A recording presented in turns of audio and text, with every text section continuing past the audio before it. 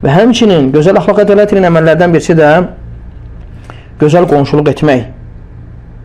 Yəni İslamın ən əzəmətli əxlaqlarından birisi də, hansı ki şəriət bunu vəsiyyət edib və bunun üzərində təkid edib şəriət, bu da qonşulara qarşı gözəl əxlaqlı olmaq, gözəl qonşuluq etmək. Peyğəmbər s.ə.v deyir ki, Cəbrail mənə o qədər qonşu barəsində nəsiyyət etdi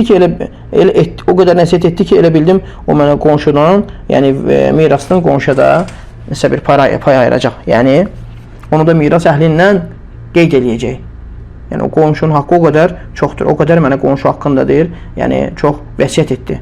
Başqa bir hədisdə Peyğəmbər s.ə.v deyir ki, vallahi la yu'minu, vallahi la yu'minu, vallahi la yu'minu. Allaha and olsun ki, o kimsə iman etməmişdir. 3 dəfə Peyğəmbər s.ə.v bunu təkrar edir. Səhabə deyir ki, Allah Rasulü, kimdir o? Peyğəmbər s.ə.v deyir ki, əlləzi la yə'mənu caruhu vavaiqahu. O kimsə ki, qonşusu onun şərindən əmin deyil.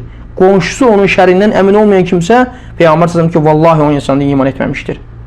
Həqiqətən olduqca bir təhlükəli bir mövzudur bu. Allah subhanət Allah bizi sadiqlərdən eləsin.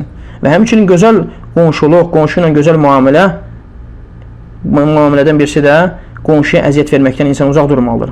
Əziyyətin hansı növ olursa olsun, sözdə olsun, istir əməldə olsun. Və həmçinin gözəl qonşuluqdan birisi onlara qarşı gözəl müamilədə olmaq, onların qonşunun haqqını qorumaq. Nə üçün?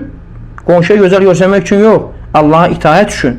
Allaha itaət babından bunu edirsən sən. Çünki sənin dinin bunu əmr edir. Çünki sən bu əməli yerinə yetirməklə sən əmr olunmusan gözəl əxlaqlı və ədəbli olmaqla. Və bunu yerinə yetirsən bir ki, buna görə savab var. Ona görə də bu əməlləri sən Allaha itaət babından edirsən. Fīmə əmara bihi min ihsəni iləl cər və mə əmara bihi Rasul s.ə.v. Hansı ki, Allah subhanət hala sənə qonşuya qarşı ihsan etməyi əmr etmişdir. Həmçinin Peyğəmbər s.ə.v də öz hədislərində bunu bizə əmr etmişdir. Bu baxımdan sən bunu edirsən, itaət baxımından.